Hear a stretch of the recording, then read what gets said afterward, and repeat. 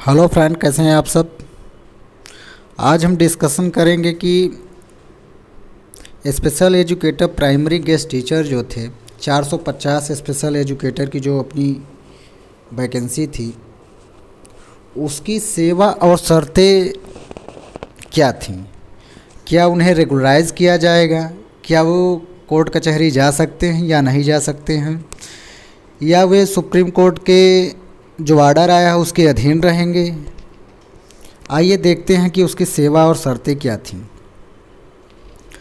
Drawing a final of special educator primary guest for engagement in Delhi government school for the academic year 2022-23। Application are invited online from amongst the qualified youth for setting up a panel of special educator primary guest for further engagement to the post special educator primary in Delhi government school as and when required by the directorate for the academic year 2022-23. Engagement of special educator primary guest subject to following terms and condition थी। उसमें जो special educator 450 post पे आई उसकी सेवा और शर्तें थी। सेवा और शर्तें क्या थी आप देख लीजिए, क्योंकि आप लोगों को समय पैसा सब कुछ बचेगा। Online application form shall be available from 18/1/2023 से शाम के 5 बजे तक का था। Special educator primary guest shall be engaged purely on ad hoc and daily basis till the post are filled up on regular basis. अर्थात विशेष शिक्षक प्राथमिक अतिथि को नियमित आधार पर पदों के भरे जाने तक पूरी तरह से तदर्थ और दैनिक आधार पर नियुक्त किया जाएगा। इतनी लाइन आपको समझ में आई। उसके आगे देखिए, special educator primary guest shall not be entitle to regular appointment. विशेष शिक्षक प्राथमिक अतिथि जो हैं नियमित नियुक्ति के हकदार नहीं होंगे। This is purely a stop gap arrangement. The candidate so engagement shall not claim salary, allowance, leaves, facilities and other benefit acquiring to the regular teachers. The candidate so engaged as the special educator primary guest shall not file any court case regarding salary and regularization extra.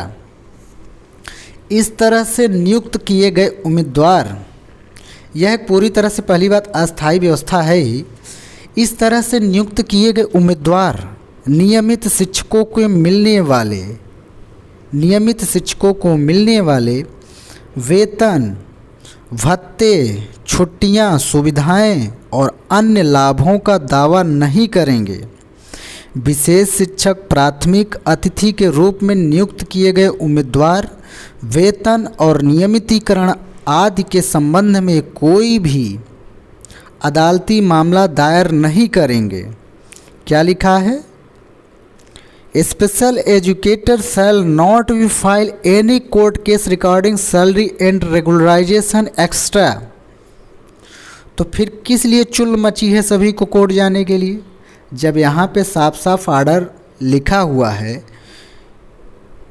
कि जितने भी वो किए गए हम purely ad hoc and daily basis पे। वही तो कहते हैं कि आप मेहमान को बुलाए, मेहमान को रख लिए, लेकिन मेहमान कह रहा है कि नहीं, अब हम आपका घर लिखाएंगे, आप कुछ भी करिए, इसमें हम 10 दिन रहे हैं, तो अब इस 10 दिन में ये हमारा घर हो गया, अब आप इस घर को छोड़िए, जो परमानेंट आए हों छोड़िए, अब हमको ले लीजिए।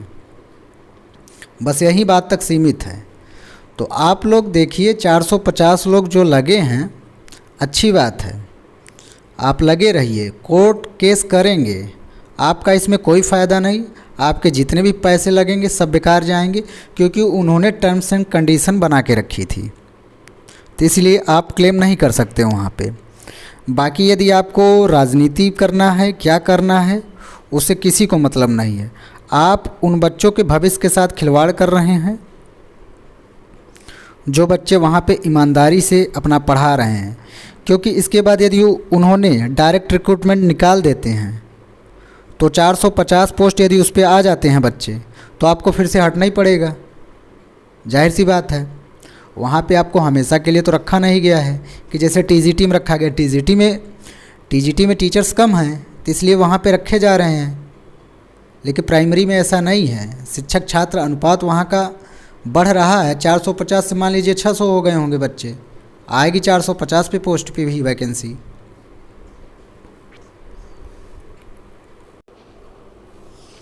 अब कुछ लोग कह रहे हैं कि आपकी वैकेंसी नहीं है, तो मैं बताऊं कि यही मेरी वैकेंसी है। 450 में मैं खुद सेलेक्ट हूं, इसलिए हमें बताने की ज़रूरत नहीं है, क्योंकि इसमें भी मेरी ही रैंक लगी है।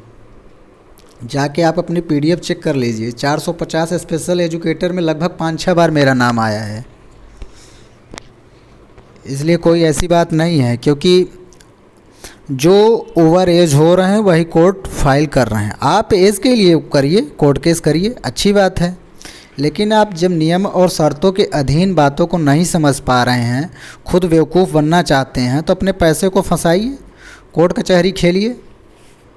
क्योंकि इससे होना जाना कुछ है नहीं कि आप सोचेंगे कि अब लिखने के लिए आप आइए, कमेंट में कुछ भी लिखिए, उससे हमको कोई फ़र्क नहीं पड़ता है, लेकिन जो बातें थी हमने आपसे कह दी। एक बार फिर से बता दे रहे हैं, special educator primary guest shall be engaged purely on adhoc and daily basis till the post are filled up regular basis. Special educator primary guest shall not be entitled to regular appointment. This is a purely stop gap arrangement. The candidate so engagement shall not claim salary, allowance, leaves, facility and other benefit accruing to the regular teachers. The candidate so engaged as a special educator primary shall not file any court case regarding salary regularization extra. विशेष शिक्षक प्राथमिक अतिथि को नियमित आधार पर पदों के भरे जाने तक पूरी तरह से तदर्थ और दैनिक आधार पर नियुक्त किया जाएगा। विशेष शिक्षक प्राथमिक अतिथि नियमित नियुक्ति के हकदार नहीं होंगे। यह पूरी तरह से अस्थायी व्यवस्था है। इस तरह से नियुक्त किए गए उम्मीदवार नियमित शिक्षकों को मिलने वाले वेतन, भत्ते, छुट्टियां, सुविधाएं और अन्य लाभों का दावा नहीं करेंगे। विशेष शिक्षक प्राथमिक अतिथि के रूप में नियुक्त किए गए उम्मीदवार वेतन और नियमितीकरण आदि के संबंध में कोई अदालती मामला दायर नहीं करेंगे। आप कोर्ट में जाएंगे, आपका जितना था सब डिसमिस कर दिया जाएगा केस। इसमें कोई भी हो, क्योंकि उन्होंने साफ साफ लिखा है। मान लीजिए आप लोग 450 लोग जाते हैं, फॉर्म कितने लोगों ने भरा था? 8000 लोगों ने। 450 के अपेक्षा 8000 वाले 8000 हैं। मान लीजिए 7500 कोर्ट केस जो बच्चे बचे हैं वो भी चले जाएं, तो इसी कोर्ट कचहरी के चक्कर में वैकेंसी भी नहीं आनी है। ये नहीं कि अपना ध्यान वैकेंसी निकलवाने पे लगाएं। आप वहाँ पे रेगुलराइज होने की सोच रहे हैं, क्योंकि रेगुलराइज होना नहीं है। यदि आपको कहना है, अपने राय को कमेंट बॉक्स में रखिए कि आपको रेगुलराइज क्यों किया जाएगा। आप इस बात को रखिए कि आपको रेगुलराइज क्यों किया जाएगा।